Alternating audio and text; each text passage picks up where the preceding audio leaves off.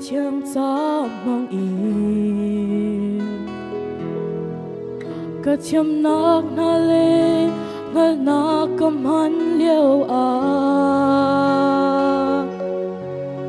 thằng chết nóc na lê đồ ra nóc ni anh cứ rút chân tôn man sẽ cả bay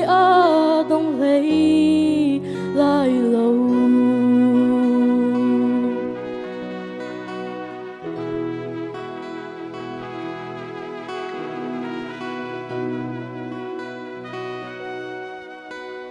lệ tan ở riêng tiếng gió bằng yên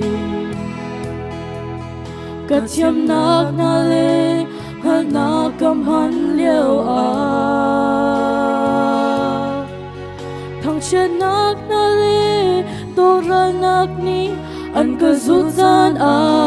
tôn man sẽ cả bay đông lấy lại lâu và tin nỗ thấy sung ra cả đủ ni và tin nỗ mới đủ nông bu cả đủ cần lao tới nát hà lâu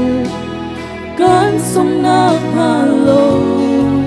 ni và tin tốt chỉ cần đủ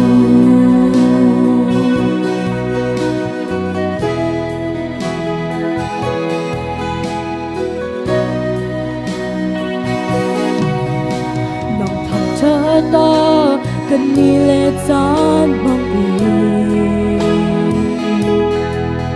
cả chiêm nắng nay nắng lâu xuân an tình lâu xin nỡ liên ngân tốt nạc rong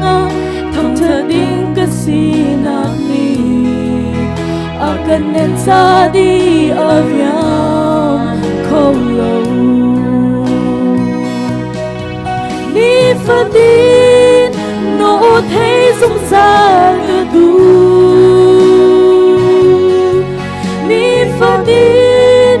nỗ mùi đủ nông bu cả đủ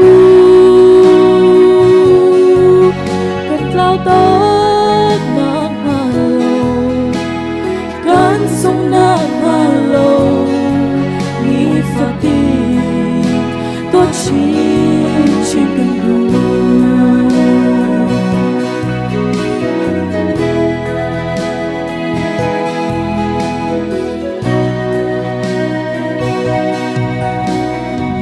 dây tin anh có rêu có mơ lâu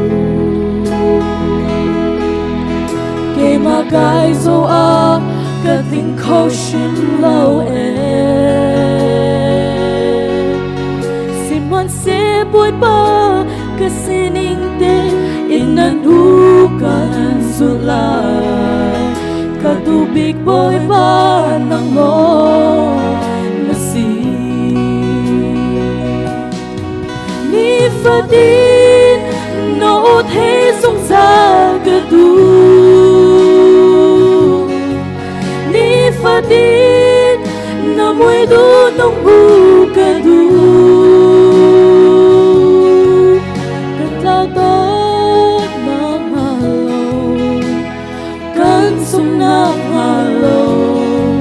ni và tin tốt chỉ cần đủ